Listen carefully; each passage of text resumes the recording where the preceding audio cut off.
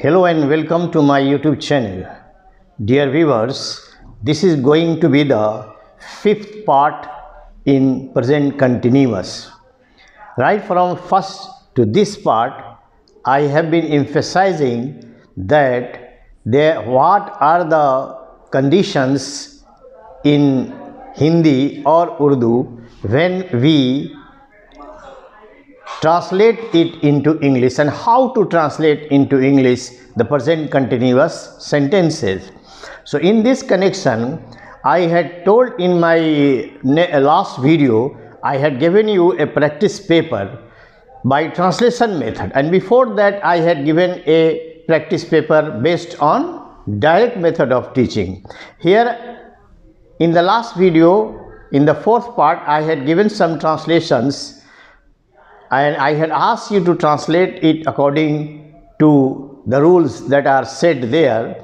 Now I am going to correct this practice paper. I hope that all of you, or most of you rather, might have translated it into English, and now you go on correcting whatever you have translated. Now the very first thing, and to sum up the whole thing in this last video, part 5, I must tell you that present continuous जिसकी पहचान हिंदी में है, रहा है, रही है, रहे हैं, वह आ रहा है, वह आ रही है, वे लोग आ रहे हैं, ये जो सेंटेंस है यही प्रेजेंट कंटिन्यूअस कहलाता है. वह आती है और वह आ रही है में बहुत बड़ा डिफरेंस है. वो लोग आते हैं और वो लोग आ रहे हैं में डिफरेंस है. वो प्रेजेंट इंडेफिनिट है, ये प्रेजेंट कंटिन्यूअस है. In my present indefinite lesson, I have very clearly told that there is great difference between आता है और आ रहा है में, आती है और आ रही है में, आते हैं और आ रहे हैं में. तो ये प्रेजेंट कंटिन्यूअस का आखिरी पार्ट है.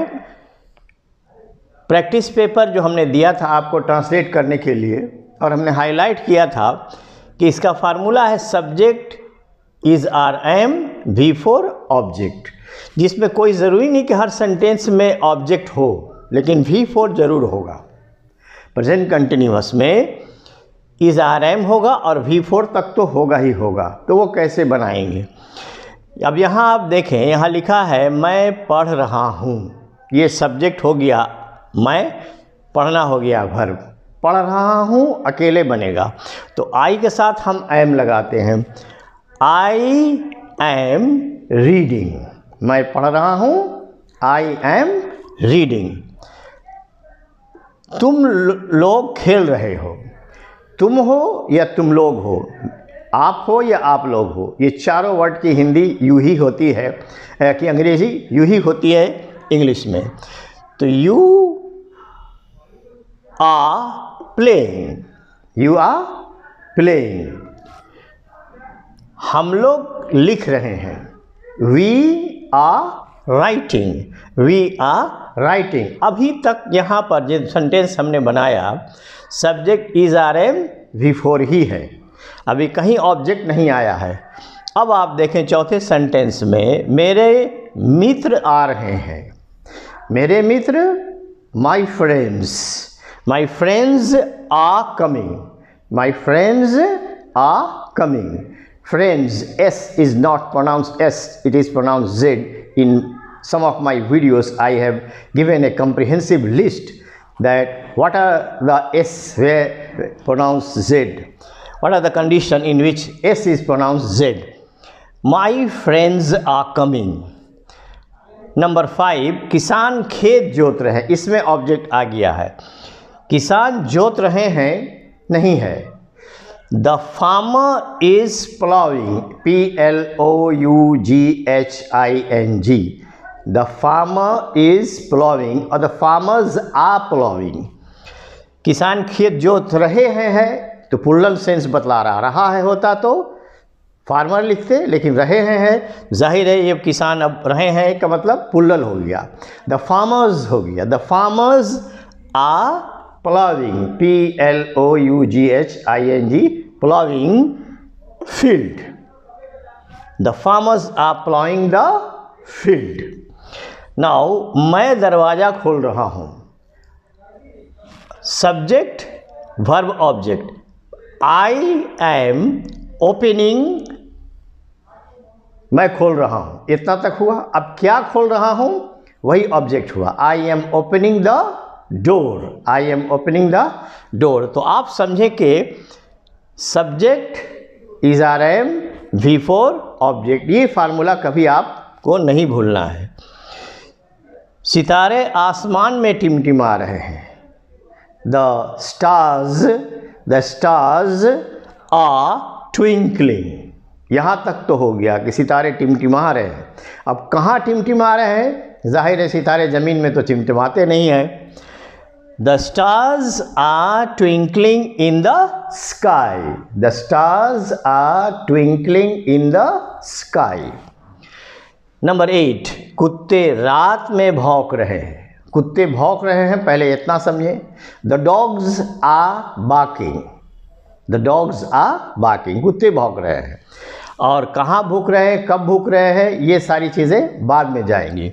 The dogs are barking at night, the dogs are barking at night. फौजी जवान देश की सेवा कर रहे हैं, यहाँ ऑब्जेक्ट आ गया। द फौजी जवान, the army is serving the nation, the army is serving the nation. और अगर द मिलिट्री जवान्स, अगर हम इसको अंग्रेजी में ट्रांसलेट कर दें, द मिलिट्री जवान्स, तब फिर आर लगाना पड़ जाएगा। आर्मी ये कलेक्टिव नाउन है, उसके साथ आर नहीं होगा, याद रहे। ये एक अलग ब्रांच है, ये नाउन के ब्रांच में, कि कलेक्टिव नाउन के साथ क्या लगेगा और क्या नहीं लगेगा। तो फौजी जवान, मिलिट्री जवान्स अगर हम ट्रांसलेट करें, the military jawans are serving the nation और the army is serving the nation. वह डांट रहा है, वह डांट रहा है। He is chiding, CHIDING। इसमें डी के बाद ई लगेगा। एक पॉइंट आपको बता दें, जो भी लोअर क्लासेस के स्टूडेंट्स को भी ध्यान में रख के हम बताते हैं। इंग्लिश में बहुत सारे वर्ड्स ऐसे हैं जिसके लास्ट में ई आता है, जैसे चाइल्ड है, राइज है, कम है, बहुत सा, राइट है, WRIT, राइट है। तो जितने वर्ड ई लास्ट में आते हैं, ई को हटा के हम ING लगाएंगे, ना कि ई के साथ ING लगाएंगे, याद रहे आपको। तो ही, वह डांट रहा है, he is chiding, CHIDING, he is chiding. वह मुझे डांट रहा, अब इसमें ऑब्जेक्ट आ गया। He is chiding me, he is chiding me. माँ तकलीफ बर्दाश्त कर रही है। The mother is bearing, BEAR। ये जो बेयर वर्ड है, इसके 4 मीनिंग है। बेयर नाउन भी है जिसके मीनिंग भालू होते हैं, यही स्पेलिंग है सेम। बेयर माने पैदा करना, बेयर माने धोना, बेयर माने बर्दाश्त करना। यहाँ बर्दाश्त करने के सेंस में इस्तेमाल हो रहा है बेयर। तो बेयर के 4 मीनिंग है। बेयर नाउन भी है और वर्ब में इसका मीनिंग हो गया बर्दाश्त करना, ढोना और जन्म देना, पैदा करना। माँ, the mother is bearing pain और any kind of sufferings like that. माँ तकलीफ बर्दाश्त कर रही है। The mother is bearing the pain. Now number 13, नटखट बच्चे कुत्ते को पीट रहे हैं। कौन बच्चे? एडजेक्टिव लग गया। सिर्फ बच्चे, अगर यहाँ ये बच्चे ही खाली होता तो भी नाउन हो जाता। अब इन बच्चों का एडजेक्टिव आ गया। जब एडजेक्टिव आएगा नाउन के पहले, तो एडजेक्टिव पहले लिखेंगे। Naughty boys, naughty boys are beating the dog. Naughty, NAUGSTY. You see English pronunciation. Those who are of higher classes, they must be surprised why I am pronouncing this naughty word. When I stand here, I think of the students of the our country in the remotest village. I have been there. I have taught in the remotest village of Bihar and Jharkhand and India. I know that where the shoe pinches. The wearer knows where the shoe pinches. जाके पाँव न फटी बया है वो क्या जाने पीर पर आई। तो मैं जानता हूँ कि हमारे देहातों में जो बैठे बच्चे सुन रहे हो अगर मेरी वीडियो को, तो उनको ये काम आएगा कि इसके जो मैं स्पेलिंग जो मैं बोल रहा हूँ, naughty boys are beating the dogs and 14 number माली फूल चुन रहा है। The gardener is choosing flowers or picking flowers, maybe choosing flowers. Now the last sentence is also of ये subject and object. किसान खेतों को पानी पटा रहे हैं. In my last video I had told you that there are certain words used as noun and verb. I will take a special video on this, that what are those words that can be used as a noun also, as a verb also. Here the farmers are watering the field. किसान खेतों को पानी पटा रहे हैं. एक रहा है होता तो एक किसान हो जाता. The farmer is watering the plant, और चूँकि plural है, the farmer is watering the field. Dear viewers, listeners or students, whoever you are, here I am summing up the whole present continuous. If you go on practicing the way I have asked you, naturally you will be benefited. Like, share and subscribe my channel. Thank you so much indeed.